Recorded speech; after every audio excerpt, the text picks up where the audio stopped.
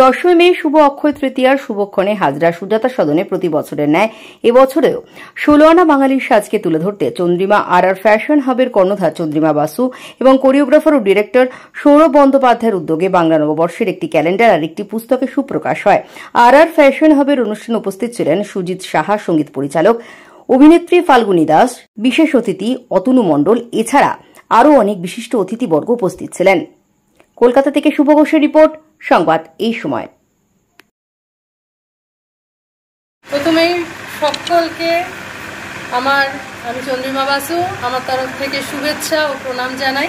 আজকে অক্ষয় তৃতীয়ার একটা অত্যন্ত শুভ দিনে আমরা সবাই জমায়েত হয়েছি সুজাতা সদনের মঞ্চেতে। বাঙালিয়ানা সিজন 4 এই চন্দ্রিমাস আর ফ্যাশন হাব 2021 সালে যখন ইভেন্ট মানে ফ্যাশন শোয়ের জার্নি শুরু করে, প্রথম আমাদের কাজ হয় বাঙালিয়ানা সিজন 1 নিয়ে।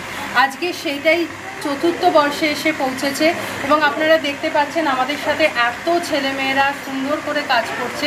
সত্যি এটা আমাদের কি বলবো, বাঙালিয়ানা হচ্ছে চন্দ্রিমাস আর ফ্যাশন হাবের একটা সিগনেচার শো। কারণ আমরা যখন মেনলি আমি যে বুটিকটার কাজ করি বা বুটিকে যে ডিজাইনার শাড়ি, কস্টিউম, জুয়েলারি যেগুলো তৈরি করা হয় সেগুলো আমাদের বাঙালি কালচারটাকে মাথায় রেখে সবার আগে করা হয়। পরবর্তীকালে আমি ওয়েস্টার্ন কালচারের এবং টিনেজারদের কথা মাথায় রেখে অনেক কিছু ডিজাইন করেছি, বাট বাঙালিয়ানা সবার আগে।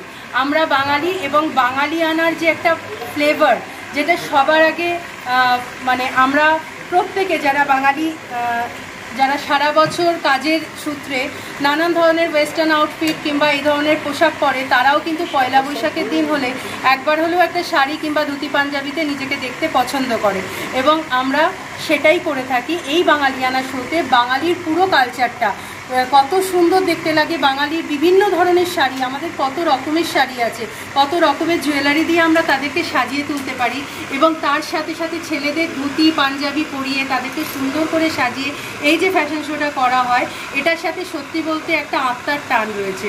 তো আজকে আমরা চতুর্থ বর্ষে এসে আমি সত্যি আপ্লুত যে এতগুলো বছর ধরে আমি এটা কন্টিনিউ করতে পারছি এবং প্রত্যেকের জন্য, আপনাদের সকলের জন্য, সকলের আশীর্বাদে আপনারা পাশে আছেন বলেই এইভাবে আমরা এগিয়ে চলতে পারছি।